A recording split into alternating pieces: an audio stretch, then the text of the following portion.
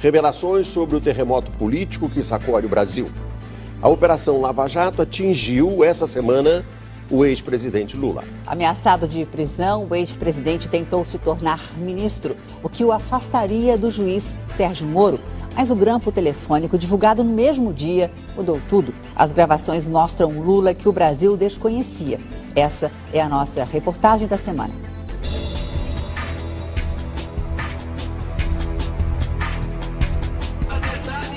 Lula, o operário, o homem que desafiou a ditadura com greves nos anos 70.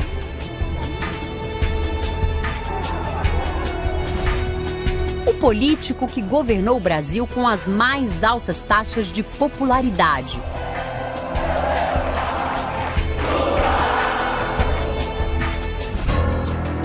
O mesmo que hoje está no centro de um escândalo de corrupção sem paralelo na história do país.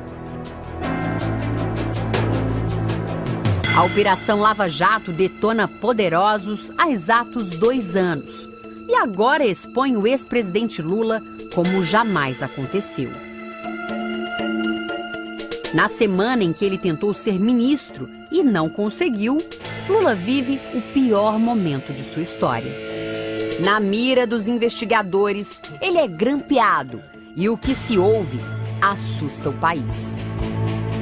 Eu sinceramente, estou assustado com a República de Curitiba. Segunda-feira, começa uma das semanas mais tensas da vida do país e de Lula. Um dia depois das manifestações que levaram milhões de pessoas às ruas contra Lula e o governo do PT. Segundo os institutos de pesquisa, foi a maior manifestação popular da história do país. O pedido de prisão preventiva de Lula havia sido feito pelo Ministério Público de São Paulo. Na segunda, a Justiça Paulista transferiu a decisão para o juiz Sérgio Moro, de Curitiba, responsável pela Operação Lava Jato. A denúncia era de lavagem de dinheiro e falsidade ideológica. O ex-presidente é acusado de ser o verdadeiro dono de um triplex no Guarujá, litoral paulista. O imóvel está em nome da empreiteira OAS, uma das envolvidas nas investigações da Lava Jato. Uma ideia começa a tomar força. O ex-presidente virar ministro de Dilma. Lula ajudaria o governo da presidente Dilma a escapar do impeachment e também escaparia do juiz Sérgio Moro. Isso porque ministros têm o chamado foro privilegiado, ou seja, não podem ser julgados e presos por instâncias menores da justiça. São processados apenas no Supremo Tribunal Federal. Era o dia em que Lula seria anunciado ministro, mas um novo escândalo suspende tudo. O ministro da Educação, Aloysio Mercadante, aparece em conversas gravadas por telefone com José Eduardo Marzagão, assessor do senador Delcídio do Amaral. O senador estava preso por sugerir a fuga do ex-diretor da Petrobras, Nestor Cerveró. Mercadante tentava impedir que Delcídio fechasse um acordo de delação premiada. Eu acho que eu devia esperar, não fazer nenhum movimento precipitado, porque ele já fez um movimento errado. O que era boato se torna verdade. Lula é anunciado novo ministro da Casa Civil do governo Dilma. Horas depois, a verdadeira bomba política da semana. O juiz Sérgio Moro suspende o sigilo de conversas telefônicas de Lula porque ele passaria a ter foro privilegiado. A gravação mais recente, feita no mesmo dia, é uma conversa entre Lula e Dilma. Lula, deixa eu te falar uma coisa. Seguinte, eu tô mandando o Bessia junto com o papel para a gente ter ele e só usa em caso de necessidade, que é o termo de posse. Tá? Tá bom. Para alguns juristas, a gravação é indício de que a presidente Dilma estaria tentando obstruir a justiça. O termo de posse seria um documento para evitar a prisão de Lula, mesmo antes da posse.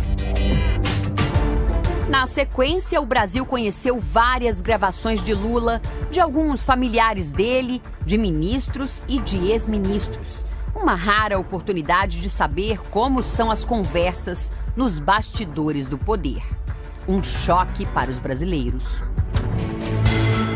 Nós temos uma Suprema Corte totalmente acovardada. Nós temos um Superior Tribunal de Justiça totalmente acovardado. Um parlamento totalmente acovardado. Nós temos um presidente da Câmara um presidente do Senado não sei quantos parlamentares ameaçados, sabe? E fica todo mundo no compasso de que vai acontecer um milagre e vai todo mundo se salvar. Eu sinceramente, estou assustado com a República de Curitiba. Vem cá, só uma pergunta. Ela te convidou para o Ministério? Aham. E você acha que não é o caso, por enquanto? Não, mas eu tô pensando. Em uma conversa entre o presidente do PT, Rui Falcão, e o então ministro da Casa Civil, Jacques Wagner, a ideia de proteger Lula de uma ordem de prisão fica mais evidente. Aí ele pediu a preventiva do cara em cima do quê? Não tem, em cima do triplex, da denúncia, ele é louco, os 3 promotores aqui, Jacques. Tá bom, deixa eu fazer alguma coisa aqui. Porque eles podem, a juíza pode despachar agora, tá indo advogado para lá, estamos chamando deputado. Falou, okay. A outra coisa é o seguinte, se nomear ele hoje, o que acontece? Aí, não sei, eu tô por fora. Então, consulta isso também. Nas conversas, chama a atenção a maneira extremada com que Lula se refere a algumas das principais instituições da República. Ao comentar com a presidente Dilma o que acha da justiça brasileira, ele dispara. Nós temos uma Suprema Corte totalmente acovardada.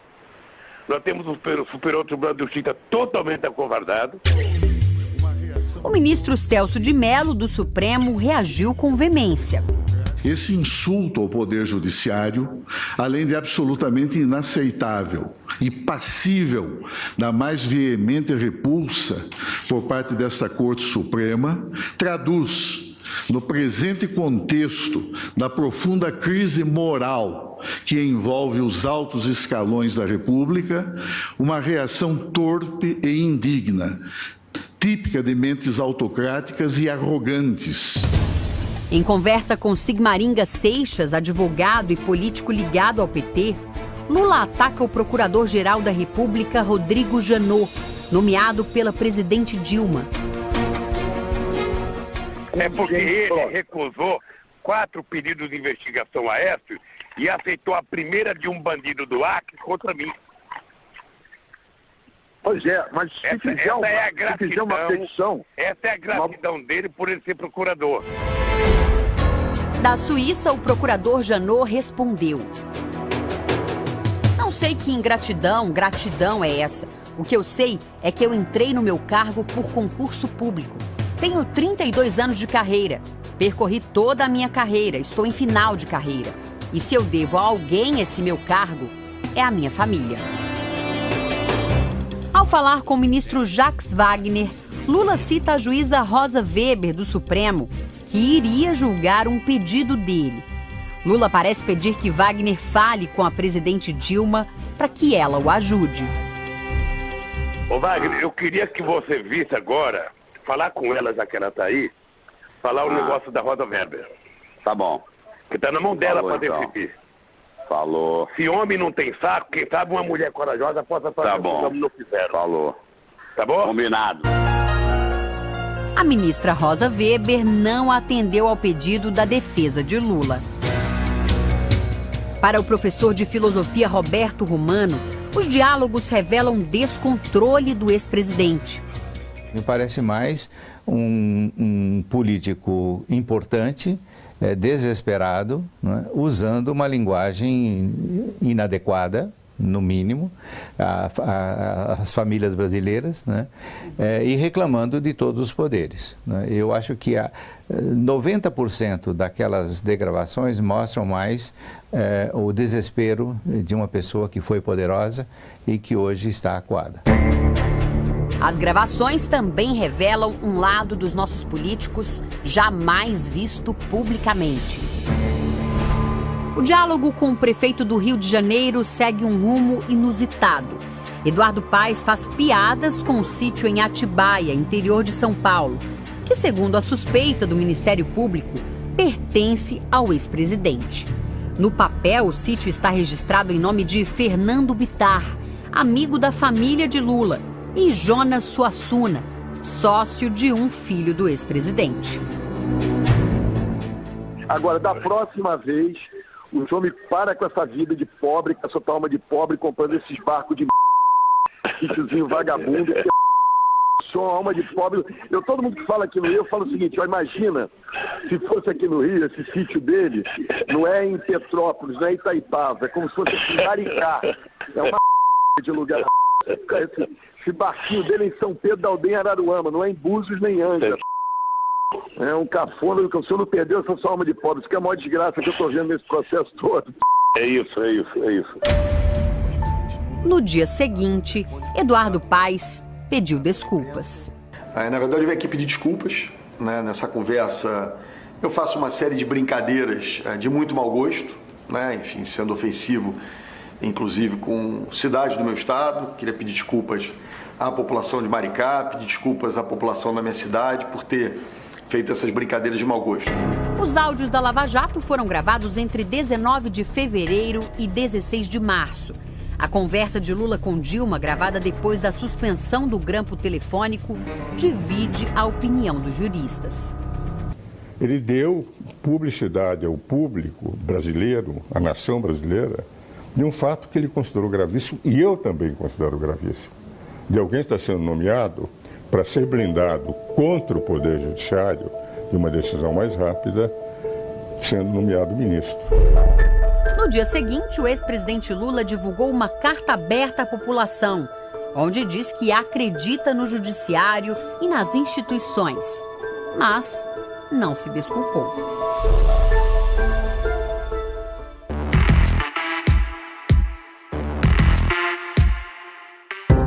República de Curitiba foi a maneira irônica com que o ex-presidente Lula se referiu à equipe de policiais federais, procuradores e o juiz responsáveis pela Operação Lava Jato.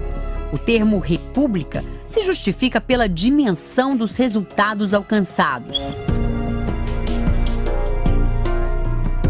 As investigações que incendeiam o país tiveram início nas salas deste prédio da Polícia Federal. A princípio, o objetivo era investigar doleiros e esquemas de lavagem de dinheiro. Mas tudo mudou de patamar ao atingir a maior empresa brasileira, a Petrobras, e desvendar um gigantesco esquema de corrupção. O que acontecia na Petrobras acontece no Brasil inteiro. O Brasil é o paraíso da impunidade dos corruptos e dos corruptores.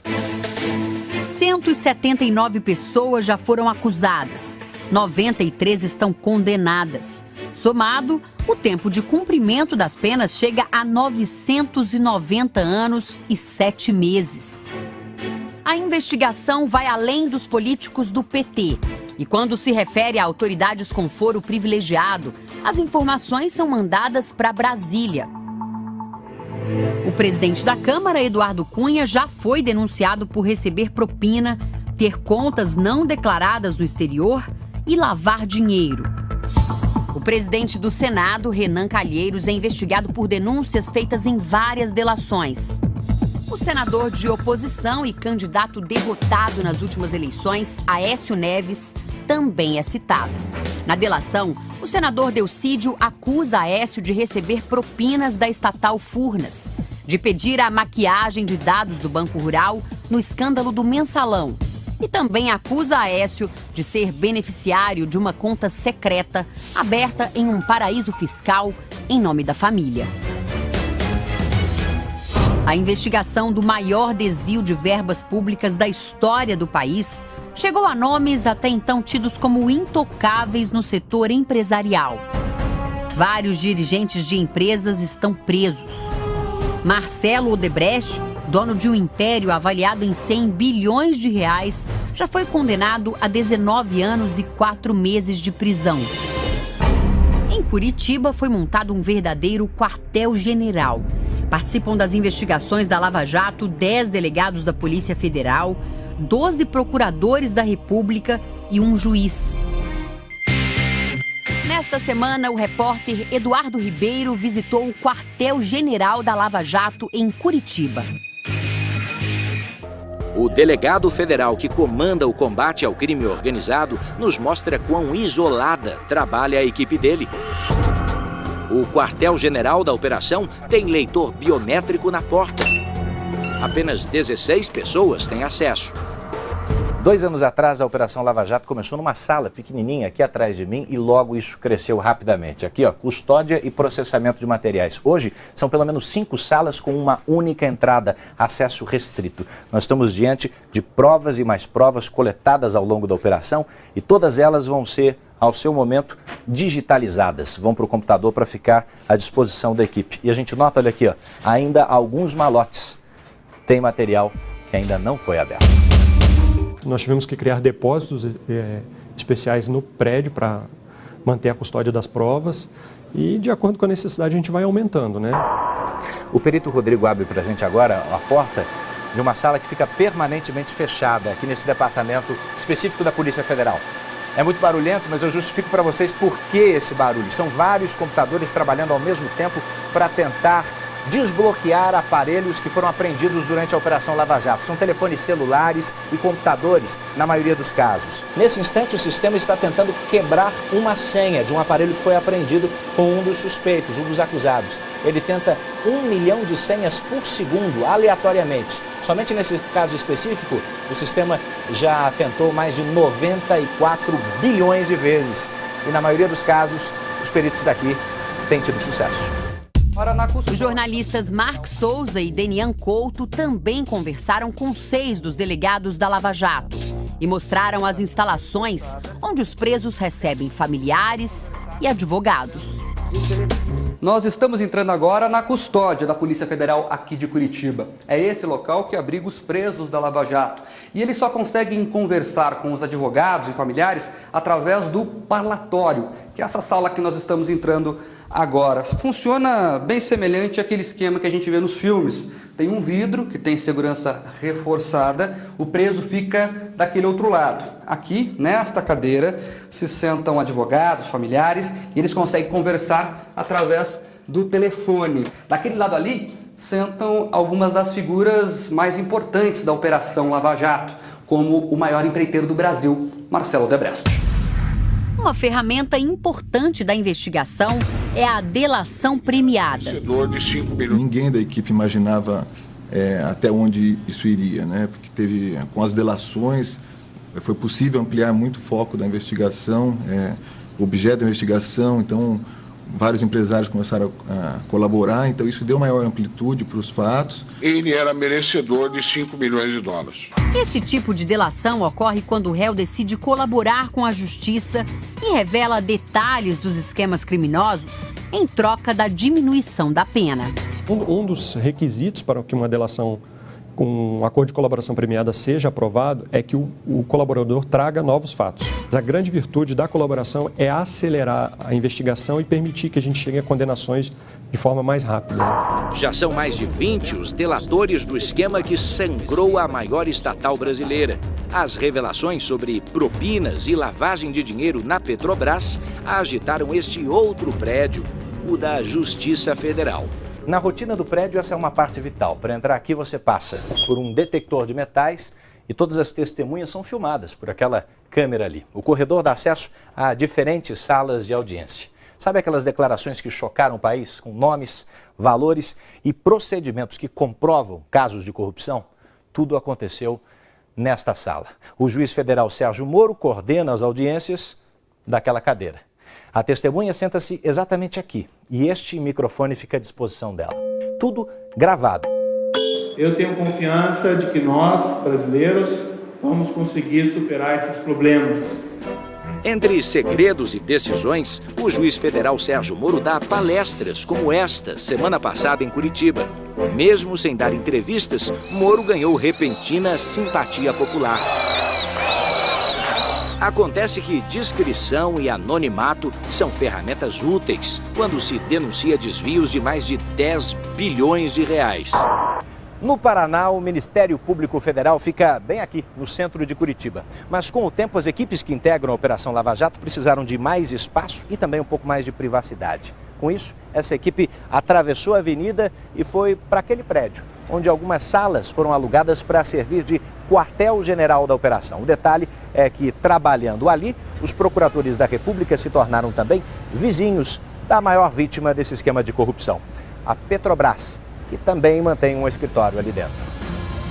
A vizinhança é mero detalhe para o procurador da República que coordena a equipe do MPF. O grupo já ajudou a recuperar quase 3 bilhões de reais, desviados só em forma de propina. A corrupção no Brasil é um monstro, ela desvia mais de 200 bilhões de reais por ano, 3 vezes o que se gasta na área federal com educação, 3 vezes o que se gasta na área federal com saúde. Pessoas estão morrendo nas filas de hospitais, estão sem remédios, pessoas estão esperando nas filas de escolas para matricular filhos, faltam professores, faltam livros didáticos por causa da corrupção. O procurador defende que corruptos devem ter punição semelhante à de assassinos. Nós não temos dúvida nenhuma de que a corrupção mata e de que quem rouba milhões mata milhões.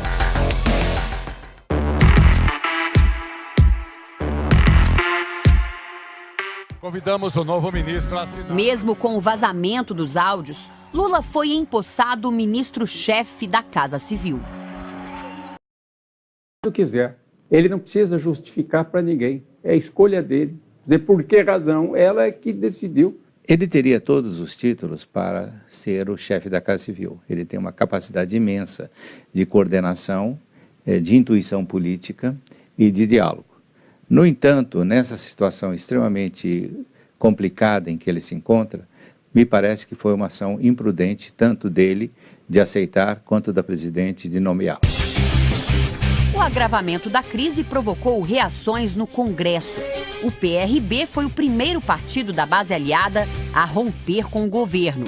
O PRB hoje não é mais base, a partir de hoje, do governo federal e será independente para votar aquilo que for melhor para tirar o Brasil dessa crise que não mais pode continuar, que não mais pode perdurar, porque só os brasileiros é que estão sofrendo.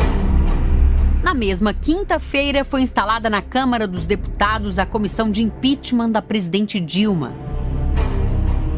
Ações na justiça se acumulam para impedir a posse de Lula.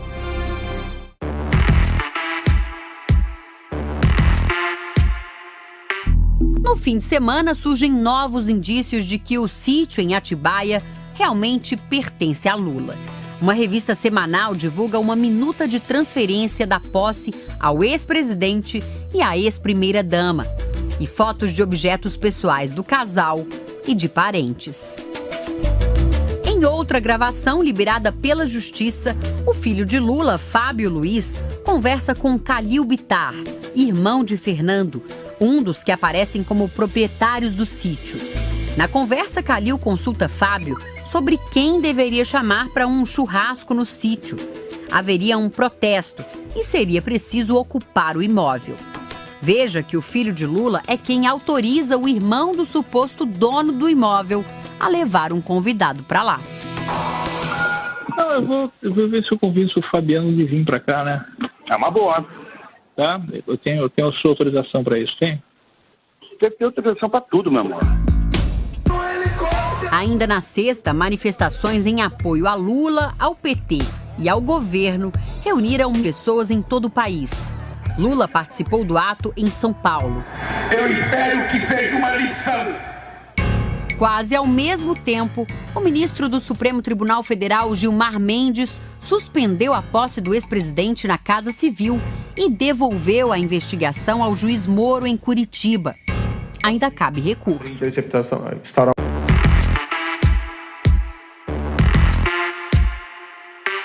O senador Delcídio do Amaral ressurge com declarações a uma revista semanal. Em liberdade condicional, Delcídio afirmou: "Errei a mando do Lula." O Lula comandava o esquema. Notícias e acusações que se acumulam dia a dia. Qual será o efeito de tudo isso na biografia de um dos mais populares políticos do Brasil. A relação primordial dele, em geral, é com grandes empresas, financiadores de campanha, etc, etc. Então ele se tornou um homem de elite, na verdade, né?